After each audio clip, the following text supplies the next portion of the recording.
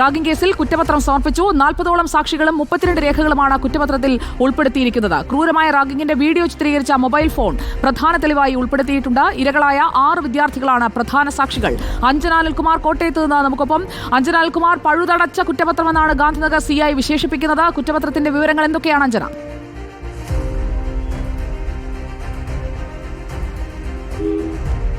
അഞ്ജന അനിൽകുമാർ, കേൾക്കാമോ?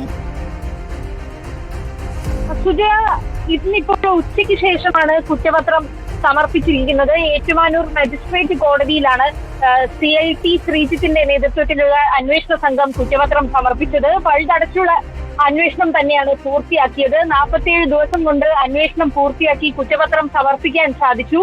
ഇതിൽ പ്രത്യേകം എടുത്തു പറയേണ്ട കാര്യം, ആതുര സേവന രംഗത്ത് പ്രവർത്തിക്കുന്ന അല്ലെങ്കിൽ ഭാവിയിൽ ആ രംഗത്തേക്ക് വരാനിരിക്കുന്ന 5 വിദ്യാർത്ഥികളാണ് കേസിലെ പ്രതികൾ. അതിനാൽ തന്നെ മാതൃകാപരമായ ശിക്ഷ ലഭിക്കാൻ വേണ്ട എല്ലാവിധ പഴുതുകളും അടച്ചുള്ള ഒരു റിപ്പോർട്ട് തന്നെയാണ് സമർപ്പിച്ചിരിക്കുന്നത്. കേസിലെ പ്രധാനപ്പെട്ട ആയുധങ്ങളായ കോമ്പസ്, ഡംബൽ തുടങ്ങിയവയെല്ലാം തന്നെ നേരത്തെ ഹാജരാക്കിയിരുന്നു. ഈ വീഡിയോ ദൃശ്യം പകർത്തി എന്നതാണ് ഗുരുതരമായ കുറ്റം. ഈ പകർത്തിയ മൊബൈൽ ഫോൺ അടക്കം ഇപ്പോൾ ഡിജിറ്റൽ പരിശോധനയ്ക്ക് അയച്ചു. അതിന്റെ ഫലങ്ങൾ ഇനിയും ലഭിക്കാനുണ്ട്. ഈ മൊബൈൽ ഫോൺ ആദ്യഘട്ടത്തിൽ തന്നെ കോടതിയിൽ സമർപ്പിച്ചതുമാണ്.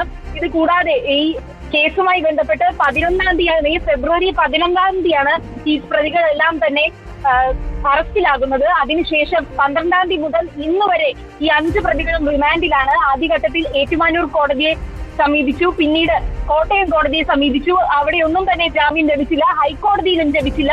അതിനാൽ തന്നെ മാതൃകാപരമായ ശിക്ഷ ലഭിക്കാൻ വേണ്ട എല്ലാവിധ പഴുതുകളും അടച്ചുള്ള കുറ്റപത്രം തന്നെയാണ് ഇന്ന് ഉച്ചയ്ക്ക് ശേഷം ഏറ്റുമാനൂർ മജിസ്ട്രേറ്റ് കോടതിയിൽ സമർപ്പിച്ചിരിക്കുന്നത്.